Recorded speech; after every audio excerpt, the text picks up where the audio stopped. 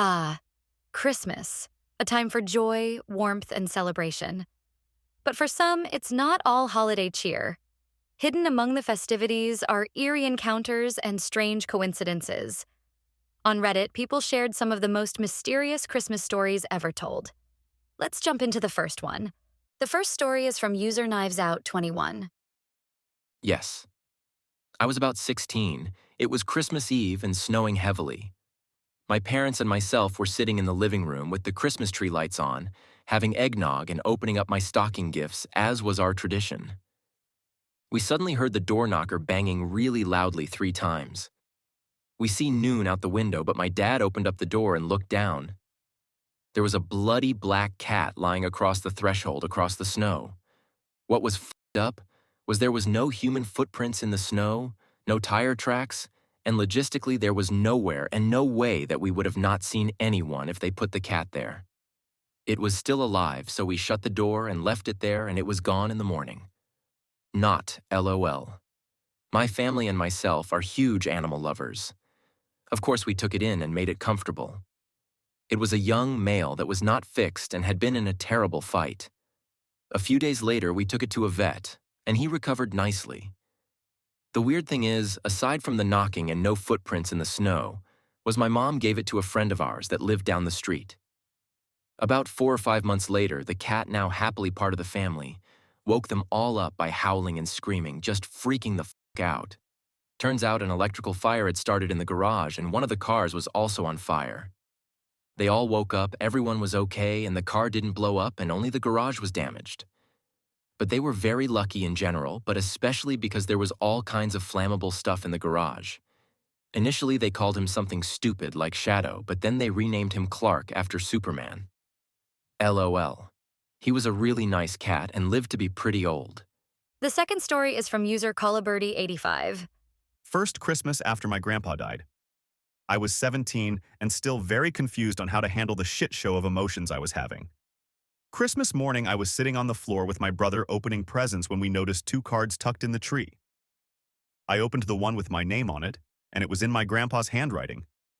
All it said was, "Love you, Peanut," which was his nickname for me. He had passed in August and had never given me a card for Christmas in my life. My mom refuses to acknowledge this happened, but my brother remembers it as well. Up until about 9 years ago, there was a picture of me holding the card, but when I finally dealt with the grief I shoved down, the picture vanished. The third story were not an eerie story, but still is an interesting story. This one is from user KellyElise515. It was Christmas Eve, and I was 14. We had a lot of snow, but I wanted to ride my horse, so I went to the stables and saddled him up. I always tied him to my parents' porch when I rode up to the house.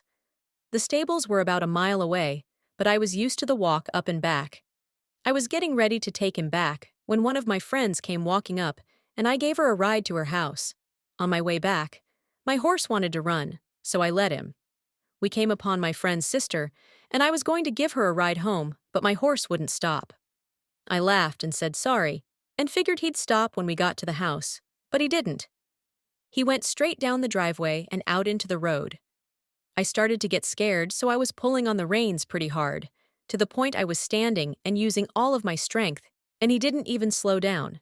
I could see cars going through the crossroads, and he was galloping full bore with no intention of stopping. He tried to jump a brand new Ford LTD. Back then, cars were boats. He hit it chest high, and I was tossed down the road. He did a perfect somersault and slid on his rump past the intersection. I was wearing a thick coat and 2 pairs of jeans, so no road rash for me. I landed on my left wrist and crushed it, but I survived.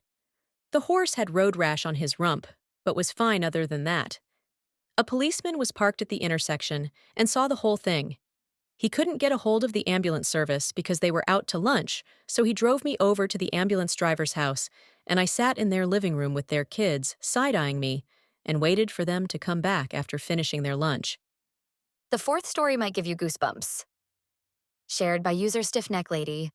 During the 80s, the family had a Christmas party, which ended late in the wee hours of the morning. My mum, with her cousin, were taking the trash outside before they sleep, and saw that their neighbour across the house was sitting by the gutters and smiling at them. She waved high and the girl smiled and waved back. Then her cousin shook her and said, "That's not her." She then realized that their neighbor had shoulder-length hair, and this girl in front of them has long ankle-length hair and is wearing a long, white sleeping gown. They both started screaming and ran back inside the house. The next morning, they learned that their neighbors were not home, spending Christmas in the province. Not sure if it was really a ghost, but here in the Philippines, it would be so uncomfortable wearing a long sleeping gown since we're in a tropical country. The fifth story is from user Wolfwood51, who had one sleepless Christmas Eve. I remember one Christmas Eve night when I was 8 or 9, and me and my family went to bed after meeting with relatives. I was laying in bed just anxious for the next morning, unable to sleep. I closed my eyes and tried to sleep, but couldn't. This wasn't unusual for me, as I normally couldn't sleep well as a kid. Still have some sleeping problems today. So I just cased there until I get tired or the sun came up. Well, after a while, a loud scrapping sound came from my roof. It sounded like someone dragging a long piece of something hard all the way across from one side of the house to the other. I woke up and went to tell my parents. When I went in their room, they both got up because I was loud, because I was scared. They said they didn't hear anything and told me to go to bed. The next day, there was debris from the roof in our yard. Still to this day, we'll never know what went across our roof. That wraps up our last story. But now it's your turn. Do you have any mysterious Christmas experiences to share? We'd love to hear them, so drop your story in the comments below.